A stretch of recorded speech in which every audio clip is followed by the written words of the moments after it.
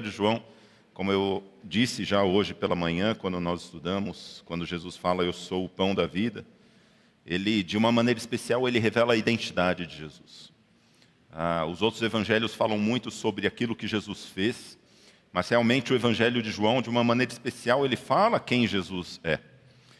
E é difícil a gente falar quem nós somos. Eu falei hoje pela manhã que, normalmente, quando nós falamos de nós mesmos, é complicado a gente dizer quem nós somos, porque nós estamos em constante transformação. E somente Deus, Ele é eu sou. Somente Ele pode dizer eu sou, porque Ele nunca muda. Nós éramos de um jeito, eu lembro quando adolescente, né, como eu era e como eu sou hoje.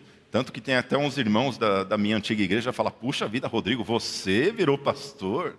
Você, né?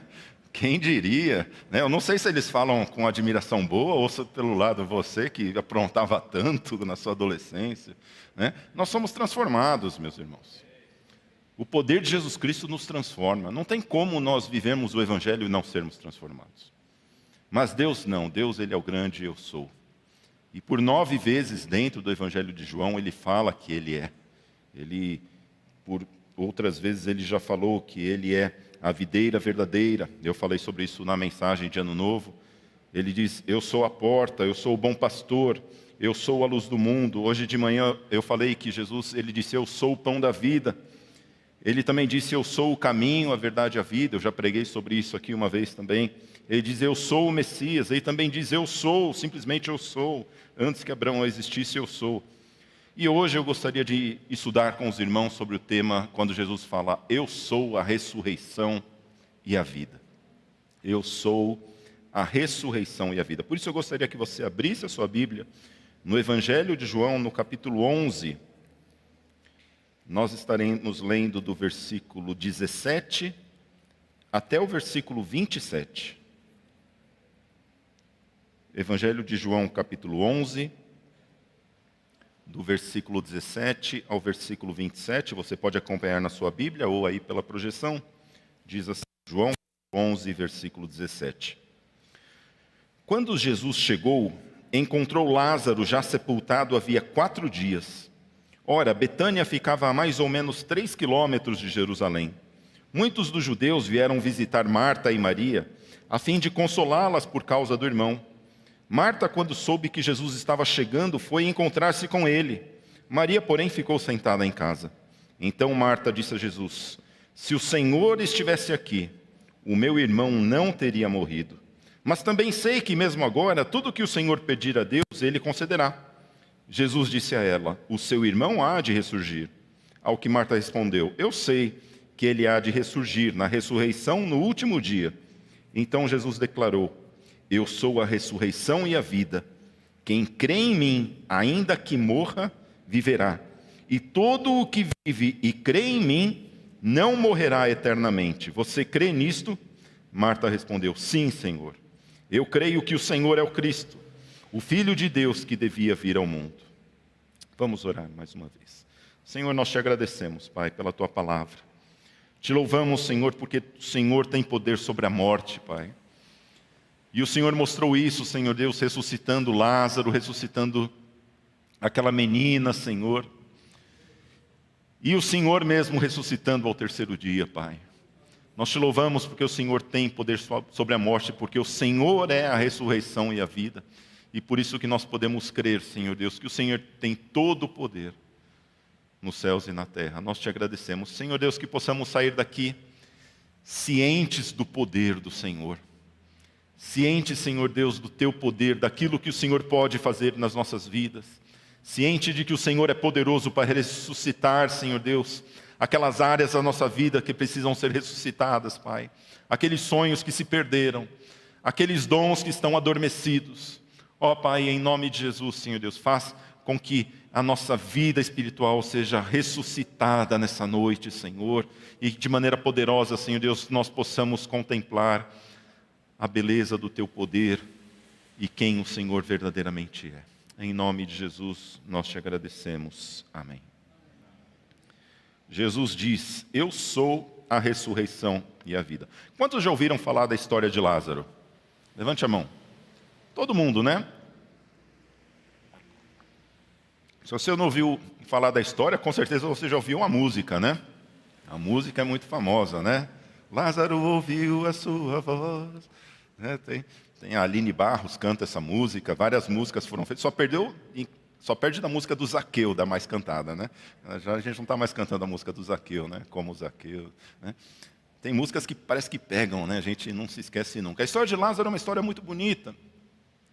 É uma história que ela acontece uma semana antes da morte de Jesus. Aliás, é uma coisa interessante, todo o Evangelho de João, mais da metade dele, conta a história da última semana de vida de Jesus. É muito interessante isso. A partir aqui do capítulo 11, a história ela se dá na última semana de vida de Jesus. E é uma história bastante interessante. Diz a palavra de Deus aqui no Evangelho de João que Jesus, ele estava lá fazendo a obra de Deus.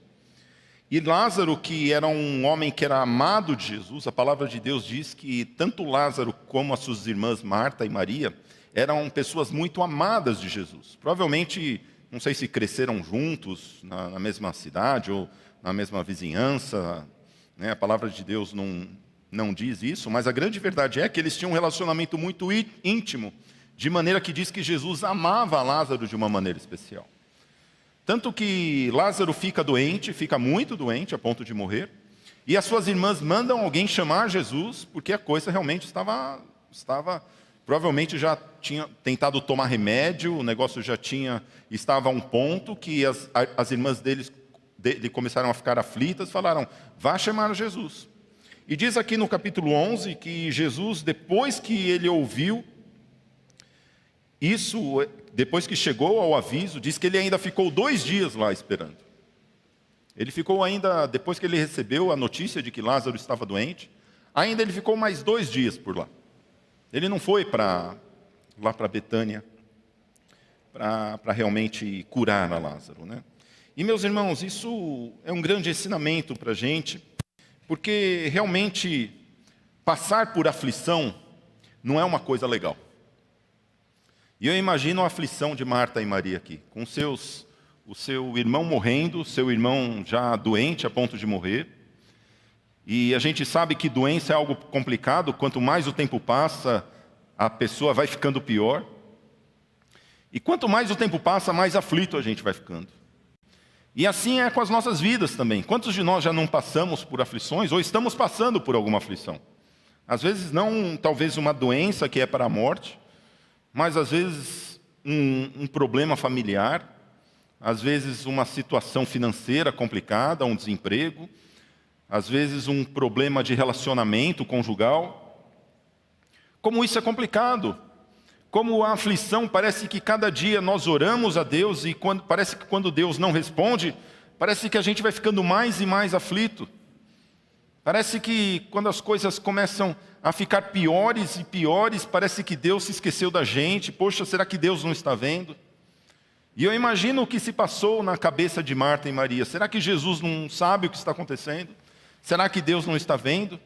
Jesus que amava tanto a Lázaro, será que Ele não está vendo? Quantos de nós também, às vezes, não nos perguntamos, será que Deus não está vendo o problema que eu estou passando? Será que Deus não está ouvindo as minhas orações? Parece que Deus está ouvindo e está se demorando lá. Como isso pode acontecer? Eu que sou amado de Deus, que a palavra de Deus diz que Deus nos amou. Como que pode nós que somos filhos de Deus e nós pedimos a Deus e Deus não responde? E o negócio já está a ponto de morrer. Ah, meus irmãos, a primeira grande lição que nós vemos é realmente essa aflição que Marta e Maria passam e o questionamento, onde está Jesus? Onde está Jesus quando a minha aflição começa a me apertar? Onde que está Jesus quando eu clamo para Ele? E eu clamo e passa 1 dia, passa 2 dias, passa 4 dias, Ele não me ouve. E parece que Ele não ouviu a minha aflição a ponto de que o meu problema já degringolou tudo. O Lázaro que estava doente já morreu, já não tem mais jeito. E aí nós aprendemos que Deus nunca chega atrasado. Meus irmãos, Deus nunca chega atrasado. Não importa o que aconteça conosco. Deus, Ele nunca chega atrasado. Nós vemos aqui realmente essa situação onde Deus, ele sabia, Deus estava no controle de tudo. Aqui no capítulo 11 nós vemos que Jesus, ele sabia exatamente o que estava acontecendo. Tanto que quando ele estava lá com seus discípulos, ele falou: olha, vamos, agora é hora de ir, porque Lázaro adormeceu, ou seja, Lázaro morreu. Ele sabia o momento exato que Lázaro tinha morrido. Ele sabia o que estava acontecendo. E às vezes, meus irmãos, quantas vezes nós perguntamos: Senhor, onde está o Senhor? E nós podemos ter certeza que Ele diz: eu estou aqui. Eu não estou longe, eu sei o que está acontecendo. Meus irmãos, nas nossas aflições nós devemos crer que, independente daquilo que esteja acontecendo conosco, é uma promessa de Jesus que Jesus estaria conosco todos os dias. Lembra lá de Mateus capítulo 28, quando ele fala: eis que estou convosco todos os dias, até a consumação do século, até o último dia, até o final. Eu estou com vocês. Ele sabe, ele diz: olha, no mundo vocês vão passar por aflições, mas eu estou com vocês. Pode ser que eu não esteja respondendo à sua aflição da maneira que você queira, porque o que Marta e Maria queriam? Ah, o Senhor chega, está doente, foi curado, glória a Deus. Agora vamos voltar tudo ao normal, vida que segue. Obrigado, Jesus, pode ir embora. Seria maravilhoso isso, mas Jesus, ele queria mais. Jesus, ele viu na aflição daquela família uma maneira de que o nome dele fosse glorificado e que vidas fossem salvas. Deus estava olhando muito mais além do que aquele sofrimento. Ah, meus irmãos, e nós precisamos ter esse olhar também. Quantas vezes as nossas aflições, elas servem também para que o poder de Deus seja manifesto, para que vidas sejam salvas, para que a mensagem de Jesus, o conhecimento de Deus, ele transborde nas nossas vidas. Veja que nós não devemos temer. O Salmo capítulo 27, versículos 3 e versículo 5, ele fala assim: ainda que um exército se acampe contra mim, não se atemorizará o meu coração. E se estourar contra mim a guerra, ainda assim terei confiança. Parece estranho, né? Parece estranho, puxa, quando as coisas eu estou no meio da aflição, eu estou cercado, o meu problema me cerca, a guerra estoura. Senhor, será que eu já tinha falado, Senhor, que essa guerra ia estourar? E a guerra estourou, Senhor, mas Davi, ele fala: ainda assim eu terei confiança. Sabe por quê? Pois no dia da adversidade, Ele me ocultará no seu abrigo. Eu sei que nesse dia do problema, Ele vai estar comigo, e no interior do seu tabernáculo me acolherá. Ele me porá no alto de uma rocha.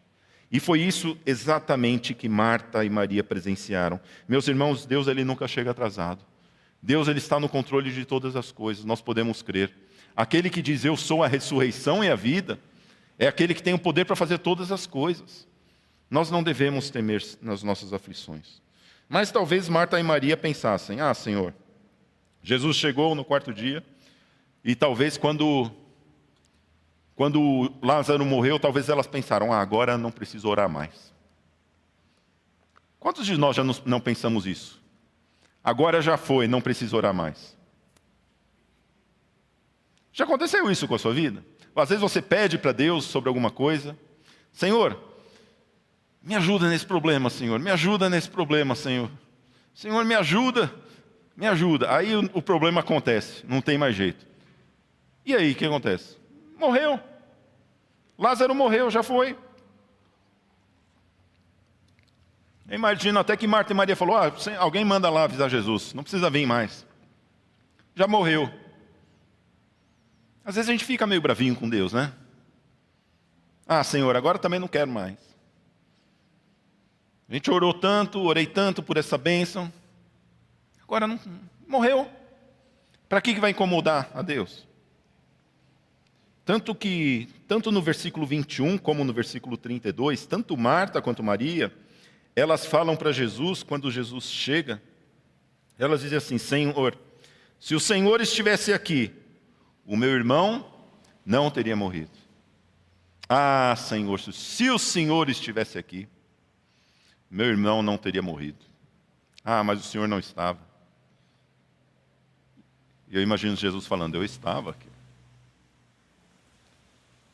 Se o Senhor não estivesse aqui, meu irmão não teria morrido. Essa é a segunda coisa que nós aprendemos, meus irmãos, que Deus, ele tem poder sobre o passado também. E isso é uma coisa muito louca. Porque nós temos, de certa forma, poder sobre o presente e o futuro.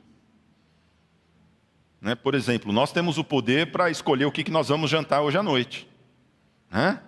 A não ser que a grana tenha curta aí, não vou escolher nada, porque eu não vou comer nada, vou comer o que sobrou do almoço. Né? Requentar um macarrão com franguinho assado, se tiver.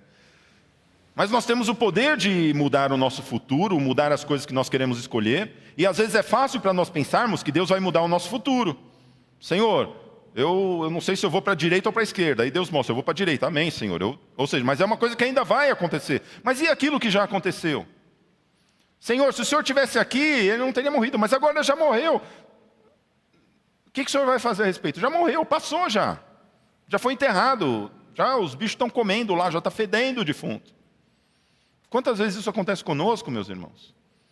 Quantas vezes a gente olha para o nosso passado e fala, puxa vida, Deus, Senhor, me ajuda daqui para frente, porque daqui para trás foi só... Aliás, é por isso que muitas pessoas nem vêm à igreja, sabia? Muitas pessoas nem querem se encontrar por Deus, porque elas pensam, puxa, o meu passado está fedendo tanto, mais que um defunto fechado há 4 dias. Quando eu olho para as coisas que eu fiz, as coisas são tão ruins que eu tenho até vergonha, que não tem jeito, não adianta resolver meu futuro com o passado que eu tenho. Mas aqui nós encontramos um Deus que tem também o poder sobre o passado. Meus irmãos, por vezes nós olhamos para o passado e nós dizemos, se Deus estivesse agido, isso não teria acontecido. Às vezes nós olhamos para o nosso passado e falava, puxa vida, se eu estivesse na igreja, firme com Deus, isso não teria acontecido. Ou se Deus ele tivesse respondido a minha oração, isso não teria acontecido. Ah, meus irmãos, Deus tem poder para transformar o nosso passado, para fazer aquilo que estava morto em vida, para fazer a história de um homem pecador em um homem diferente. Ele consegue transformar, Ele consegue ressuscitar. Nós precisamos crer que esse é o nosso Deus, que Ele tem poder até de ressuscitar aqueles sonhos que nós tínhamos, aqueles planos antigos que nós tínhamos, aquele dom que estava adormecido, aquele dom que uma vez eu tive e que hoje eu não coloco mais em prática. Deus ele é poderoso, meus irmãos, para fazer com que isso seja ressuscitado, para que isso torne a viver, para que isso seja vida novamente. Jesus ele tem esse poder para ressuscitar. Foi isso que ele fez com Lázaro. Ele já estava morto há 4 dias e Jesus vai lá e ressuscita o homem que estava morto há 4 dias. Mas o que quer dizer então quando Jesus diz, eu sou a ressurreição e a vida? Esse é o tema dessa noite. O que será que Jesus ele quer dizer quando ele diz, eu sou a ressurreição e a vida? Porque, que hora, hein, Jesus, para dar um sermão? Para querer explicar teologia? A gente está aqui no meio do velório e o Senhor está querendo dar um sermão teológico, Senhor. Já parou para pensar que Jesus dá um sermão de teologia no meio do velório? Senhor, não é hora, Senhor. Mas não era isso que Jesus queria falar. Jesus ele queria mostrar quem Ele era. E aquele era o momento ideal para mostrar que Ele era a ressurreição e a vida. Sabe por quê? Porque Ele poderia muito bem, como Ele fez no Sermão do Monte, lá em Mateus capítulo 5, dizer, eu sou a ressurreição e a vida, e não ressuscitar ninguém. Ele podia muito bem falar, eu tenho poder sobre a morte, e não ressuscitar ninguém. Mas por que Ele fez isso num velório? Porque ali Ele falou, olha, eu vou mostrar para vocês que eu sou aquele que tem poder sobre a morte. E Ele foi lá e pegou Lázaro há 4 dias já morto, já fedendo dentro do túmulo. Já pensou? Não sei se você já foi num velório. Imagina você chegar no velório 2 dias depois do velório. Vamos voltar lá, gente, que a gente vai tirar o defunto e vai... Que coisa doida é essa, Jesus? Você está doido? Para com isso. Né? Teve até uns doidos já hoje, né? Hoje em dia que fizeram isso, foram presos por violação de túmulo, de cadáver. Né? É um crime isso. Mas Jesus ele fala, esse é o momento ideal para Ele dizer. Por isso que nós vamos ver os ensinamentos que Jesus dá aqui, quando Ele fala, na sua conversa com Marta. Olha o que diz lá, vamos voltar então, João capítulo 11, versículo 23. Deixe sua Bíblia aberta aí. Olha o que Jesus fala na sua conversa com Marta. Grandes ensinamentos Jesus nos dá. Veja versículo 23 até 26. Jesus disse a ela, o seu irmão há de ressurgir. Ao que Marta respondeu, eu sei que ele há de ressurgir na ressurreição no último dia. Então Jesus declarou: eu sou a ressurreição e a vida. Quem crê em mim, ainda que morra, viverá. E todo o que vive e crê em mim não morrerá eternamente. Você crê nisto? Veja, meus irmãos, grandes ensinamentos Jesus nos dá. O primeiro grande ensinamento é com relação à ressurreição. O primeiro grande ensinamento, que às vezes nós nos esquecemos, que é um fundamento da nossa fé, é a ressurreição dos mortos. Porque às vezes se passa esquecido, a gente não gosta muito de pensar em morte. Quem gosta de ficar pensando em morte? Ninguém gosta. É uma coisa que a gente vai em velório, chora e no dia seguinte, vida que segue. A gente não gosta de ficar pensando muito na morte. Se a gente pensa muito na morte, a gente nem vive direito. A gente não gosta de pensar muito nessas coisas. E ressurreição, ela tem a ver com morte. E Jesus, ele fala, olha, eu sou aquele que tem poder sobre a morte. Sou eu que vou ressuscitar todo mundo nesse universo. Olha o que diz lá em João capítulo 5, versículos 28 e 29. Jesus, ele fala também sobre ressurreição. Ele diz assim: não fiquem maravilhados com isso, porque vem a hora em que todos os que se acham nos túmulos ouvirão a voz dele e sairão. Olha o que ele está falando, olha, todo mundo que se acha no túmulo, alguns vão ressuscitar? Não. Todos vão ressuscitar. Todos vão ouvir a voz de Jesus e todos vão ressuscitar. Uns, os que tiveram feito bem, para a ressurreição da vida. E os que tiverem praticado mal, para a ressurreição do juízo. Quantas ressurreições Jesus está falando aqui? 2 ressurreições. Uma ressurreição para a vida, a ressurreição dos justos. E uma ressurreição para o juízo, a ressurreição dos ímpios. Veja que existem 2 grandes ressurreições, a da vida e a do juízo. E é Cristo que vai ressuscitar as 2. Nas 2 é o poder da palavra de Deus que vai falar: levanta daí. Levanta daí. Ressuscite.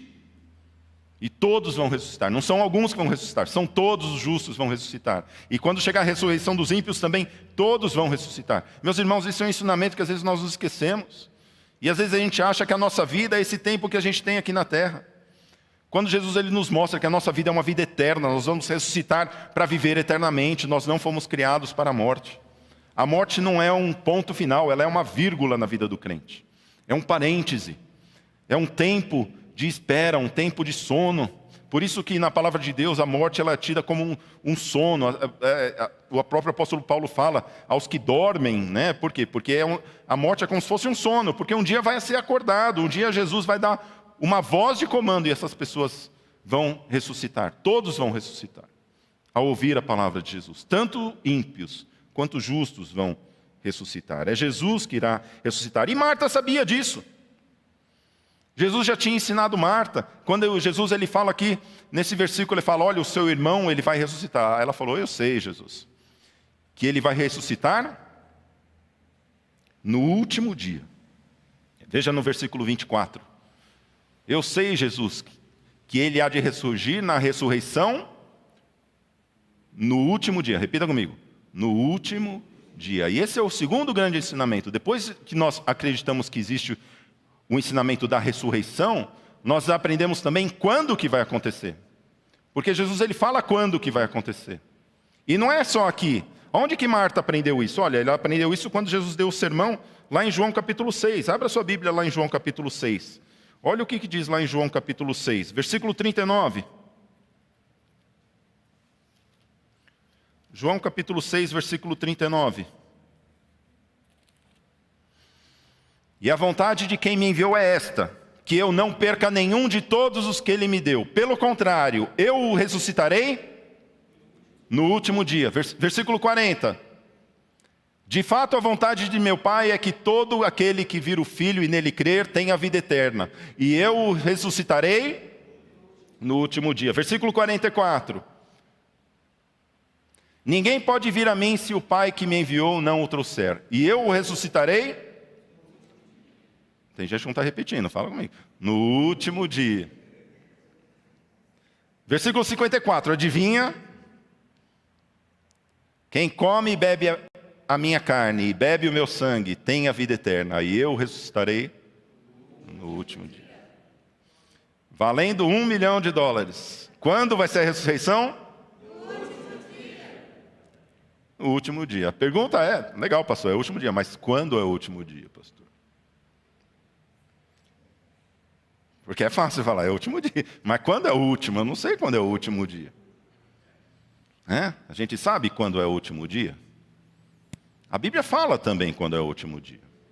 A Bíblia ela mostra que a ressurreição dos justos, eu estou falando de novo, a ressurreição dos justos, da igreja, dos santos, aqueles que creem em Jesus, aqueles que creram em Deus durante todo o decorrer da história da humanidade, que confiaram em Deus, desde o Antigo Testamento até o Novo Testamento, crendo em Jesus Cristo, esses vão juntos ressuscitar, quando? No último dia. E se nós morrermos, nós também vamos ressuscitar no último dia. E aí podemos pensar, pastor, mas quando que é esse último dia? Quando que seria esse último dia? O que a Bíblia fala sobre o último dia? Como que eu sei qual que vai ser o último dia? Para a gente saber qual que é o último dia, aliás, quando você quiser saber uma coisa, estuda o oposto dela que você aprende sobre ela. Essa é uma grande lição da vida. Se você quiser entender, por exemplo, o significado de uma palavra, entenda bem o antônimo dessa palavra. E aí você vai entender bem aquela palavra. Vamos ver o primeiro dia? Olha lá em Gênesis capítulo 1, versículo 14, o que diz. Gênesis capítulo 1, versículo 14. O que Deus faz? Durante a criação, Deus disse que haja luzeiros no firmamento dos céus, para fazerem separação entre dia e noite, e sejam eles para sinais, para estações, para dias e para anos. Por que Deus fala que seja para sinais? Sinal do quê? Não, tudo bem, Senhor, para as estações, para os dias, para os anos, tudo bem, mas sinais, que tem a ver esses sinais aí? Sinais são sinais mesmo. Sinais que Deus está falando, olha, eu tenho um sinal, eu vou fazer um sinal no céu. Por isso que quando nós entendemos que os luzeiros do firmamento dos céus, eles foram feitos para que o primeiro dia realmente começou ali verdadeiramente, o dia, às 24 horas, quando Deus ele cria os luzeiros para mostrar, ou seja, isso, Deus colocou o luzeiro, ou seja, os dias agora vão estar contando, está rodando o sol. O sol rodando aí ao redor da terra, a lua para contar aí os dias, as estações, os meses. Até quando? Até que isso não aconteça mais. Quando isso não acontecer mais, isso será um sinal que será o último dia. Porque se o sol que brilha todos os dias, se ele não der a sua luz, não teremos mais dias. Concorda comigo? Se a lua que ela serve para definir as estações não tiver mais, ela não estará definindo as estações. Se os luzeiros do céu não estiverem mais iluminando e se organizando de acordo com as estrelas, toda a astronomia, se isso não acontecer, não tem mais dia. E é isso nós conseguimos entender. Por isso que a palavra de Deus ela é muito clara em profecias. E a palavra de Deus fala de um dia, meus irmãos, que o sol não vai dar mais a sua luz. Ela fala de um dia que a lua vai se transformar em sangue. E fala de um dia que os astros e os poderes celestes serão abalados. A Bíblia fala desse dia. Vários apóstolos falaram disso. E até mesmo o apóstolo Pedro, olha que interessante, quando ele, no seu discurso, lá em Atos capítulo 2, lembra quando ele dá aquele discurso lá de Pentecostes, que muitas pessoas salvam? Quando ele falou, olha, o que está acontecendo aí, que esse povo aí está falando em línguas estranhas? Ele falou, olha, isso daí é aquilo que falou o profeta Joel. Olha o que diz lá em Atos capítulo 2, abra sua Bíblia lá em Atos capítulo 2. Quando o próprio o apóstolo Pedro fala isso, em Atos capítulo 2, versículo 17 até 20, ele diz assim, e acontecerá nos últimos dias, olha, não é no último, mas nos últimos, olha lá, diz Deus, que derramarei o meu espírito sobre toda a humanidade, os filhos e as filhas de vocês profetizarão, os seus jovens terão visões, os seus velhos sonharão, até sobre os meus servos e sobre as minhas servas derramarei o meu espírito, e naqueles dias e profetizarão, mostrarei prodígios em cima no céu, e sinais embaixo na terra, sangue, fogo e nuvens de fumaça. O sol se transformará em trevas, e a lua em sangue, antes que venha o grande e glorioso dia do Senhor. E acontecerá que todo aquele que invocar o nome do Senhor será salvo. Ah, meus irmãos, que dia glorioso, o grande e terrível dia do Senhor. Esse é o último dia. Nesse dia onde os astros mais não estarão no céu, onde os poderes serão abalados, não haverá mais dia. Por isso que a palavra de Deus, meus irmãos, quando ela fala sobre o céu não dará sua luz, a lua vai se transformar em sangue, ou seja, vai haver escuridão no mundo, esse será o último dia, o dia do Senhor. Como que eu sei que é o último dia? Porque os astros não estarão mais aí para ter mais dias. E por que haverá noite então? Porque o dia, na palavra de Deus, ele começa na noite. Lembra lá? Foi tarde, manhã, o primeiro dia. O dia na Bíblia hebraica, ele começa sempre à noite, não começa à meia-noite. Ele começa quando escurece. O último dia vai ser quando o sol não der mais a sua luz. E vai acontecer isso uma vez. Existem várias profecias nos profetas. Quando eles dizem que o sol não vai dar sua luz, quando a lua vai escurecer, vai haver uma escuridão. Outros profetas dizem, dia de trevas será aquele dia. Por quê? Porque vai começar na escuridão. Por que na escuridão? Porque vai ter um brilho no céu do nosso Senhor Jesus Cristo voltando. E todo olho verá. Sabe quando apaga tudo e de repente acende uma luz na frente? E põe aquele spot de luz assim? É isso, essa é a imagem que haverá de Jesus Cristo voltando.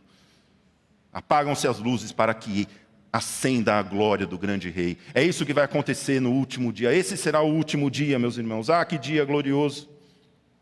E meus irmãos, E aliás, o próprio Evangelho de Lucas fala, olha, quando essas coisas começarem a acontecer, levante a cabeça porque a sua redenção se aproxima. Chegou o último dia. Ah, está chegando, vai acontecer. E veja, meus irmãos, que interessante, que o fato de eu saber que o dia onde isso acontecerá, isso, meus irmãos, nos dá uma confiança tão grande. Sabe por quê? Que eu sei que a morte do crente é passageira. Eu vou repetir. A morte do Filho de Deus, ela é passageira. Porque eu sei o dia que ele vai ressuscitar. Eu já sei que vai ter um dia que ele vai ressuscitar. Ou seja, nós não vamos morrer para sempre. Um dia, se nós morrermos, nós vamos ressuscitar de novo. Ah, meus irmãos, é isso que Jesus ele fala no versículo 26, lá em João capítulo 11. Ele diz, olha, todo o que vive e crê em mim não morrerá eternamente. Você crê nisto? Você crê nisto? Ah, meus irmãos, esse é um fundamento da nossa fé. De que nós podemos morrer, mas não vamos morrer eternamente. Ah, que alegria isso me dá. Quantos de nós já não perdemos entes queridos? Quantos de nós já não perdemos pessoas amadas? Mas eu sei que no último dia nós iremos nos rever. Ah, meus irmãos, que promessa gloriosa do nosso Senhor Jesus. Veja aqui quando Jesus fala, eu sou a ressurreição de vida, que mensagem de conforto é isso. Que mensagem de conforto, porque eu sei que a minha morte não é eterna. Que alegria que eu tenho nisso, meus irmãos. E veja que se os seus parentes que já partiram em Cristo, eles não estão mortos, eles estão dormindo. Isso, meus irmãos, é uma mensagem, porque eu sei que tem muitas pessoas que vivem lutos. Tem pessoas que às vezes têm luto de um dia, de 5 dias, mas eu sei que tem pessoas que têm lutos de anos e anos. Mas eu quero dizer para você, o nosso luto é passageiro, sabe por quê? Porque a ressurreição é certa. A ressurreição do crente em Jesus Cristo é algo certo. Meus irmãos, isso deve queimar, essa mensagem deve queimar os nossos corações, para as vidas que estão enlutadas, para as pessoas que perderam seus entes queridos. Que mensagem de conforto. Ah, já pensou que dia grandioso? Naquele dia, todos os que morreram em Cristo ressuscitarem juntos, no mesmo dia, no último dia, todo mundo vai ressuscitar junto. Já pensou que alegria? Por isso que ele fala que esse dia vai ser um dia grande, mas vai ser um dia terrível também. Por isso que tantos o profeta Malaquias, ele fala que será o grande e terrível dia do Senhor. Elias virá antes que venha o grande e terrível dia do Senhor. Joel também fala, o sol não dará sua luz, a lua se transformará em sangue antes que venha o grande e terrível dia do Senhor. Por que grande e terrível? Perguntaram para os rabinos, por que grande e terrível? Por ele fala, depende da situação que você está. Se você está em Cristo, aquele dia vai ser um dia grande e glorioso. Se você estiver em Cristo, os mortos vão ressuscitar. E após os mortos ressuscitarem, o que vai acontecer? Vocês precisam para o pequeno grupo, escola bíblica, hein? A igreja será arrebatada. Lembra de 1 Tessalonicenses capítulo 4? Olha lá, abra sua Bíblia em 1 Tessalonicenses capítulo 4. Se você não faz a leitura diária, marca aí, hein? Essas coisas são importantes para saber o que vai acontecer com você também. 1 Tessalonicenses capítulo 4.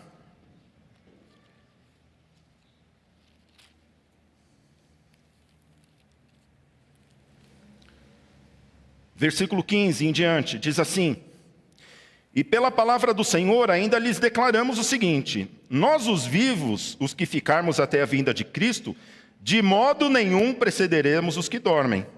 Porque o Senhor mesmo, dada a sua palavra de ordem, ouvida a voz do arcanjo e ressoada a trombeta de Deus, descerá dos céus, e os mortos em Cristo ressuscitarão primeiro, e depois nós, os vivos, os que ficarmos, seremos arrebatados juntamente com eles nas nuvens, para o encontro do Senhor nos ares.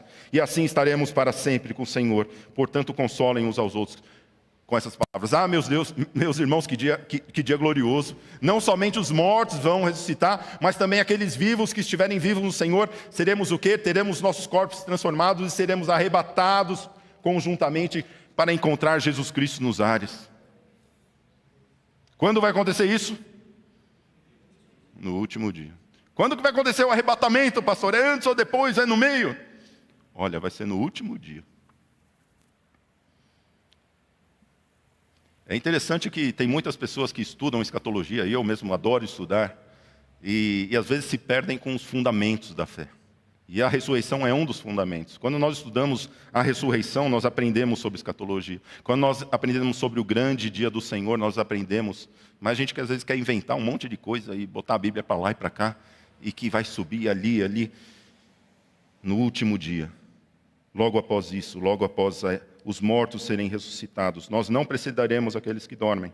Ou seja, nós não iremos ser arrebatados antes de todo mundo ressuscitar. Nós seremos arrebatados também no último dia. Se você quer saber mais exatamente, quando eu penso que a igreja será arrebatada juntamente com os mortos ressurretos, será no 6º selo, conforme em Apocalipse capítulo 6 e Mateus capítulo 24, versículos 29 a 31. Mas isso é história para outra mensagem, para um café da tarde, né? Para poder conversar bastante sobre esse tema. Mas, meus irmãos, que grande e terrível será esse dia. Grande para a igreja do Senhor. Grande porque nós veremos nossos parentes que morreram em Jesus ressurretos. Grandes porque eu terei o meu corpo arrebatado se eu estiver vivo até lá. Você terá o seu corpo transformado. Você ter esse corpo que peca, esse corpo que quer ficar longe de Deus, esse corpo será ressuscitado, incorruptível. Você quer saber como isso vai acontecer? Leia lá 1 Coríntios capítulo 15, você vai ver como que isso vai acontecer. Nós seremos transformados. Que dia grandioso, mas que dia terrível para aqueles que estão longe de Jesus Cristo. Que dia terrível para aqueles que não creem em Jesus Cristo. Porque será o grande dia da ira do Senhor, aonde Ele manifestará a sua ira. Ah, meus irmãos, Deus Ele há de ressuscitar e recompensar o justo, mas como será terrível, porque haverá ira também sobre aqueles que morrerão sem Jesus Cristo. E eu quero perguntar para você, como que você tem vivido? E uma coisa é certa, esse dia chegará em breve, esse dia vai pegar todo mundo de surpresa. Sim, eu creio que algumas coisas vão acontecer até que esse dia ocorra. Mas eu creio também que quando essas coisas começarem a acontecer, já não haverá mais tempo para nada. E nós tivemos um exemplo muito claro disso quando começou essa tal de Covid-19. Lembra que nós estávamos todos vindo à igreja, vivendo a nossa dia, né? Todo mundo aí trabalhando na igreja, todo mundo lutando pelo seu pão de cada dia, né? Como diz a Bíblia, casando-se, dando-se em casamento, vivendo a sua dia, um dia após o outro, e de repente se baixa um decreto onde nada mais vai funcionar. Onde as igrejas estavam com as suas portas abertas, e de repente não tem mais igreja nenhuma para eu ir, porque tem uma praga aí no meio da humanidade e não tem mais nenhum lugar para eu ir para buscar conhecer o Senhor. Isso é só um lapso, só um pouquinho daquilo que vai acontecer nos últimos tempos. Onde muitas pessoas vão falar, puxa vida, está acontecendo umas coisas meio estranhas. Tem praga, tem guerra, tem isso, tem aquilo. Olha, sinal nos céus, tem coisa acontecendo, vão para a igreja. Não tem mais igreja. Não tem mais. Vai falar com o pastor. Ih, isso aí já foi. Está sendo perseguido, ninguém vai encontrar ele. Não vai dar tempo mais de nada.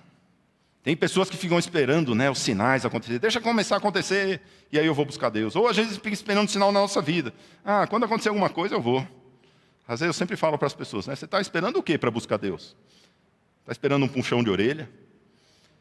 O que você está esperando para crer verdadeiramente, se apossar da palavra de Deus, se entregar com todo o seu coração à palavra de Deus? O que você está esperando? Acontecer alguma coisa?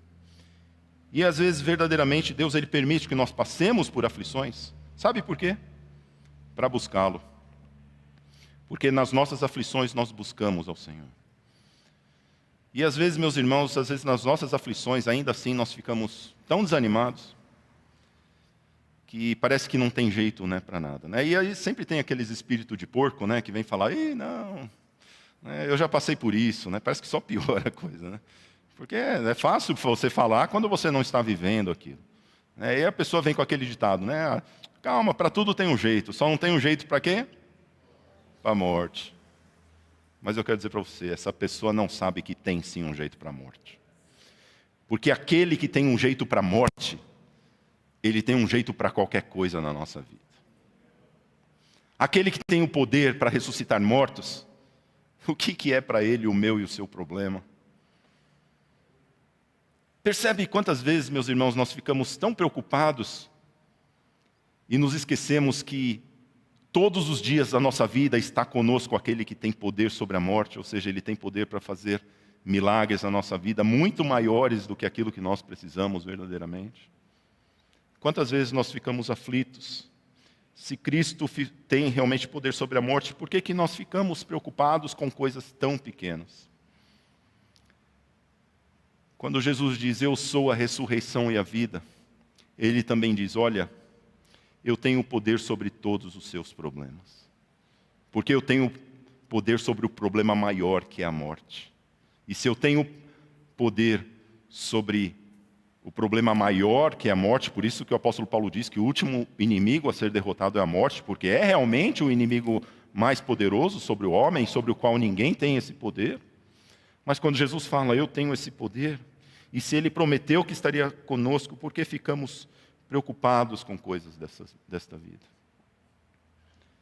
Eu gostaria de concluir dizendo, meus irmãos, e repetindo, que a mensagem de Cristo, de que Ele é a ressurreição e a vida, ela é uma mensagem de conforto em muitos sentidos. Primeiro, porque nós sabemos que reencontraremos os nossos entes queridos. Porque nós sabemos que podemos sim vir a morrer, mas um dia Jesus Cristo nos ressuscitará. Um dia ouviremos a sua voz e estaremos para sempre com o Senhor. Mas também é um conforto para as aflições da nossa vida. Porque não há nada que Cristo não possa restaurar. E eu gostaria de encerrar com o versículo 40 desse capítulo 11, quando Jesus, ele fala para Marta. Ele diz assim para ela, Marta, se você crer, você verá a glória de Deus. No versículo 40, depois que Jesus ressuscita a Lázaro, ele diz para Marta, eu não disse para você que se você cresce, você veria a glória de Deus? Ah, meus irmãos, nós que queremos ver a glória de Deus, basta crer. Hoje de manhã eu disse que nós precisamos de duas coisas para verdadeiramente sermos cheios de Deus, para realmente termos esse encontro com Deus. Vir até Jesus e crer. E nessa noite, Deus, Ele convida a mim e a você a crer nele simplesmente. Eu não estou dizendo a crer, confiar, talvez você ainda não tenha entregue a sua vida, nunca entregou a sua vida a Jesus de maneira verdadeira, nunca desceu as águas do batismo, você também pode fazer isso. Isso é um convite para que você participe também da mesa do Senhor de uma maneira completa. Mas quantos de nós precisamos crer nas nossas aflições, assim como Marta e Maria? Assim como aquelas mulheres ficaram tristes porque parecia que o seu problema já não tinha mais solução. Mas ainda assim, não importa o que tenha acontecido, esteja acontecendo ou já tenha acontecido na nossa vida, nós podemos crer que Jesus, Ele é a ressurreição e a vida. Ele tem poder para fazer e desfazer. Ele tem poder para abrir a porta onde não existe. Ele tem poder para chamar à existência aquilo que não existe. E basta uma palavra dele. Basta uma palavra dele e a nossa vida será transformada. A sua vida será transformada. Basta uma palavra. Com uma palavra ele falou, Lázaro, saia para fora. Com uma palavra, um dia ele vai falar e aquelas pessoas, todos que estão nos túmulos, vão ouvir a sua voz e vão ressuscitar. E com uma palavra apenas ele pode dizer a sua vida e o seu problema pode ser solucionado nessa noite. Porque ele é a ressurreição e a vida. Não há nada que ele não possa fazer. Que possamos crer verdadeiramente nesse Deus todo-poderoso, no seu Filho Jesus Cristo, pois Ele tem poder, todo o poder no céu e na terra, para verdadeiramente fazer com que estejamos ao seu lado, e quando nós estamos com Ele, nada nos falta, nada irá nos faltar. Teremos o prazer e a alegria de poder ver a glória de Deus, assim como Marta e Maria viram a glória de Deus. Convido você a se colocar de pé.